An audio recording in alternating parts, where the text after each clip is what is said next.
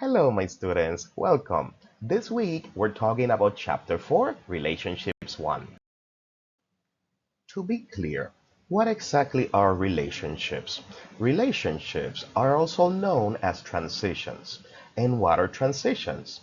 Transitions are words that are used usually in the beginning of a sentence, sometimes in the middle, and they help us organize our writing, our story, our reading, whatever it is that we're doing.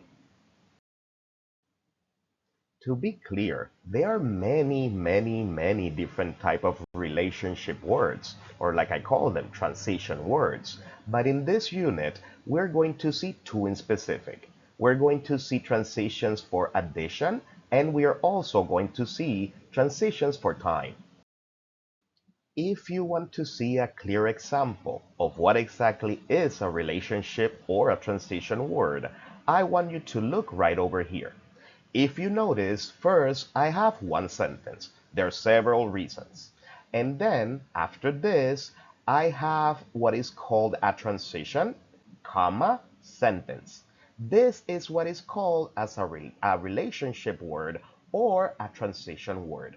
It is being used to tell the reader, hey, this is information that is related to usually the main idea or the previous sentence or whatever it is that you want to explain.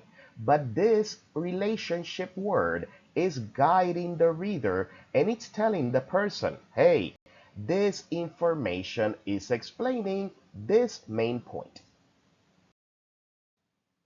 As a reader, I want you to start training your eye and I want you to start identifying transitions. For example, if you look at this little cartoon here, and I absolutely love them, I want you to see that it starts with you're a good employee. And then it's using transitions to explain the main idea. We have first, also, last. These words are guiding the reader. It's telling you, hey, this is information, and this information is explaining my main idea. This is why we use relationship words. We are trying to tell the reader, hey, there's a relation between this sentence and this main idea. In English, there are many transitional words or relationship words. To begin, let's look a little bit about what we call addition words. We use these addition words because we want to give additional information. I tell my students, you don't have to memorize all of them, but you should familiarize yourself with most of them. So me, my students, I like to look them over, I like to read them, and if I see any of them that I don't know, I like to translate them, I like to Google them, and I like to make sure that I know each and every one of them. So please take a moment to look at the list. Look at all of these transitional words for addition. And if you see anything that you do not know, please Google it, look it up. You can also use your textbook to see the list. In addition to relationship words for addition, we also have relationship words for time, or like I call them, transitions for time, time words. These phrases and these words are very common because they tell us at what point something happened. In other words, when. Sometimes the same words that we use to show addition can be used to show time. One of those times is the word first. First can be used to show time because if you notice in this little story right here, they're explaining what happened. So when the writer uses the relationship word first, it's organizing what we call chronology. The first thing that happened, then second thing that happened, next the thing that happened after. So in this case, these transition words for time are organizing the timeline, the chronology. So this way you know exactly when something is happening. Previously, we saw a list of words that show addition. Now we are seeing a list of words that show time.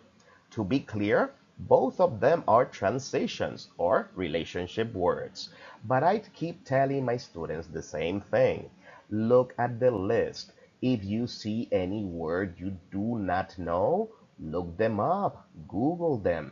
It's important that when you see these words, immediately you pay attention because something important is going on. The author, the writer is trying to get your attention. They are trying to show you something in specific. So when you see relationship words, pay attention, look what exactly it's trying to tell you, and try to connect it to the main idea.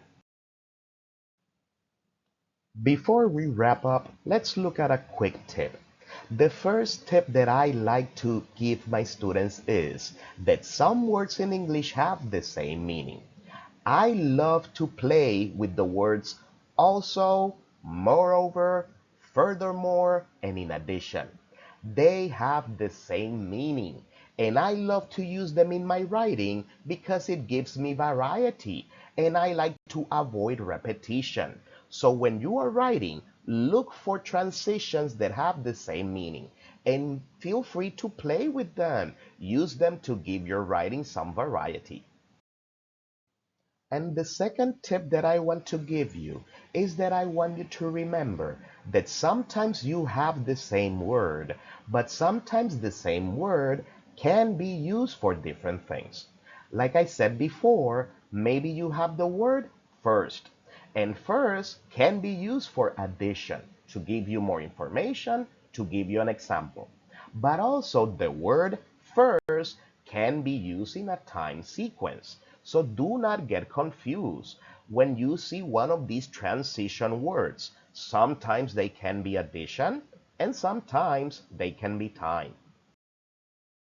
So in review, my students, we talked about relationship words. What are relationship words? Transitions. And in this unit, we saw basically two different types of transitions, what we call addition and what we call time. Next week, we are going to see more transitions. But this week, my students, I want you to focus on this unit. Please look at your book. Please read all of the lists. If you see any words that you do not know, look them up, my friends. Google them. I want you to know what you are doing, and I want you to know what you are reading. So, my students, you are doing very well. Keep up the good job, and I will see you very soon. Thank you.